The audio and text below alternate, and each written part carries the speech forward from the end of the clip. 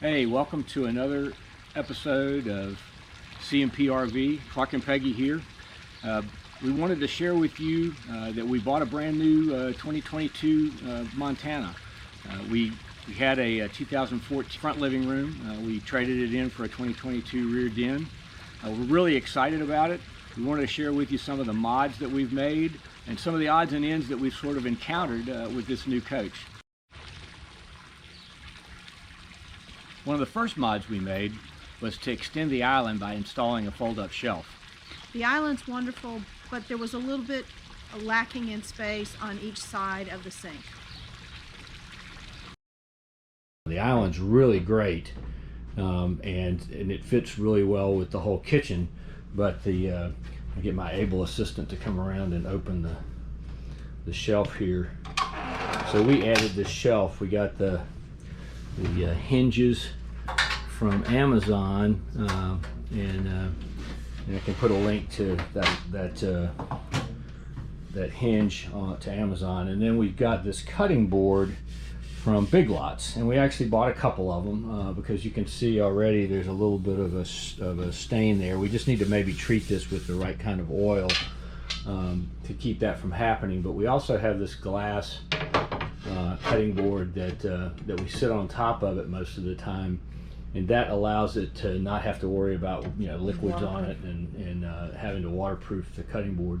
We bought a second cutting board just in case something happens to this one, we can't fix it. We also had toyed with the idea of putting one down on this end as well, but because of the plug, which we honestly haven't used in our 3-week trip, that's another whole possibility. But again, it would limit access to the fridge. You can see we've got the fridge open right now. It's drying out. We just came back from our 3-week trip. The other thing that we did was we purchased a rug. We just went to Kohl's, got a rug. It rolls out. It's exactly the right fit from one side of the coach to the other, and we just keep it rolled up, and it rides right down the center line like this. As we're driving down the road. We also put some throw pillows in. One of the other things that I found when we were working on this is that the factory had set up the JBL system with 3 different inputs from the TV, and so it had an input off of an HDMI, it had an input off of the audio out, and it also had an input off the optical cable. So the subwoofer was not working, and so we took the head off of the JBL receiver, pulled it out, and discovered that they didn't have the wiring. They had the wiring hooked up totally incorrectly. We found that as we drive down the road, this piece right here,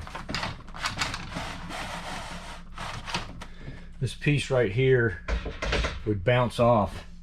And so what we've done is we've added a couple of rubber bands, just folded up rubber bands that seem to limit that. You can see we placed a couple of rubber bands, one on each side on that post, and what it does is it keeps the top from bouncing out. Now, truth in lending, those rubber bands have actually come off on our trip back and forth at least once in each direction, and we just put them back on. But it does keep this thing from moving around. Include in here a thing that talks a little bit about the lift mechanism for this. So the lift mechanism was in pieces when we got the RV, and I rebuilt it.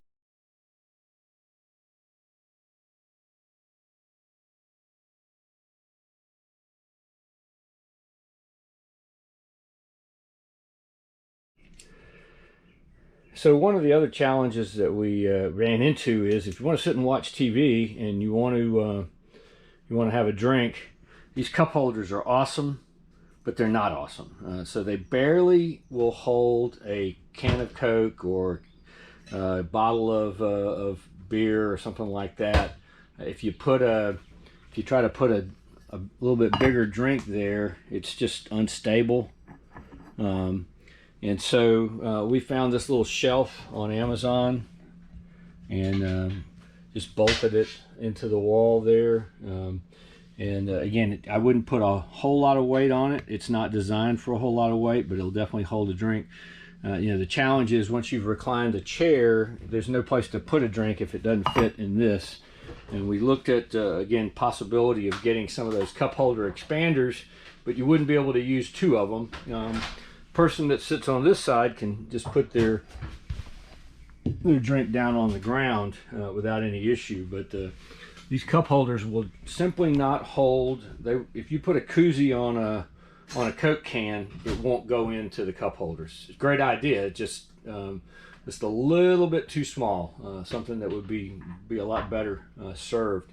We do like the idea of being able to have all your remotes down in the pocket here. So this thing has an ice maker and it's great. There's a couple of water cutoffs that have to be adjusted and that sort of thing. What we did when we came in was went to the low water drain, which is on the outside for the ice maker, opened it.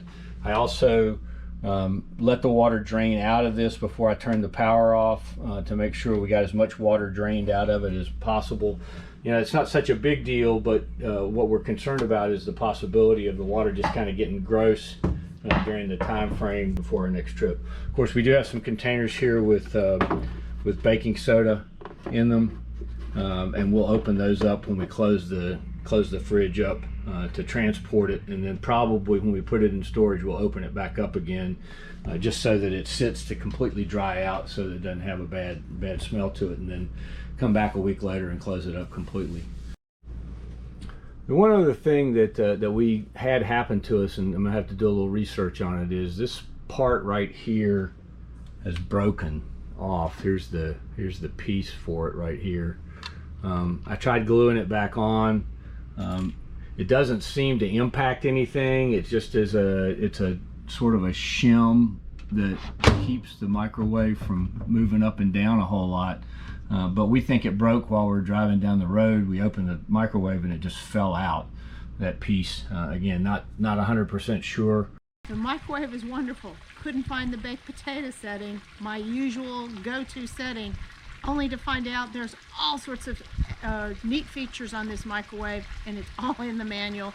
One of the things that we've done in all of our other RVs is we've covered this skylight that's in the bathroom in some fashion. We've used cloth coverings that were hung with picture hanging wire, but in this case what we did was we used some channel that is for transition of tile. We found it at Home Depot and just cut pieces, and we have two different things that we can insert. So right now it's got Coroplast in it. We're a little worried about the humidity buildup and what it might do. The other thing that we have here is foam board. And so the difference between the Coroplast and the foam board obviously is there's actually this 1/4 inch of foam that's in here. The Coroplast is just hollow. The Coroplast lets a lot more light through, so that, you know, there's pros and cons to both, and we've got both of them available to put in, and they just slide in and out. It's real easy to just pull the piece open and slide it out, and it gives us again the capability to have a way to close this off completely and not let the light come in, which really does make a huge difference in terms of heat gain in here. Yeah, so this is replaced with the foam board now. We may try to find some foam board that has a plastic coating on it. This particular foam board did not, and again, supply chain issues and such as they are. There are a lot of really cool features. You know, if you've done some research on this particular RV, all the lights that come on and off as you open and close doors. In our previous Montana, we had fantastic vents. This has the Maxx Air vents, and the only thing that I dislike about this that was really a plus with the fantastic vent was that you could open and close the vent manually, and it didn't open all the way or close all the way. You could set it to a certain point. And this one, when you tell it to open, it opens the whole way. And if you stop the fan, it closes the vent completely. You can't just leave the vent open. At least I haven't been able to figure that out. And maybe I need to read the book a little bit more closely, but that's just an interesting little piece. you know, the difference between the two. We do sort of miss those fantastic vents. They were great when you first pulled into a campsite. You could turn them all on, sort of suck the heat out. And this one right here, we only have one because we have the third AC on this particular model, and so we've lost that capability to a certain extent. But it's easy enough to open this, turn it on when we're showering to kind of suck the humidity out. One of the other things that's kind of interesting is that the thermostat for the bedroom is on the opposite side of this wall. So if this room gets hot, then that thermostat is impacted on the other side of the wall, and where it might be comfortable in the room, the wall is still warm because this room gets warm. You see where it's placed, and of course they have to deal with this door right here, the sliding door for the, but it would have been, if it was about right here, you'd be able to get to it while the slide was in. So this is another Keystone, you know, kind of help us out a little bit. I had to label these. They aren't necessarily in any real order. This is the front, obviously, of the RV. This is the back right, opposite door side, living room slide. Then we've got the two kitchen slides that are the hydraulic slides, and then another Schwintek slide that's the living room on the door side. Essentially the same opposite side of this living room on the opposite side of the RV. Again, I put the labels all on here, and I try to open it, you know, and close it, just my own idiosyncrasy, I guess, but I open it and close it based on being able to reach things.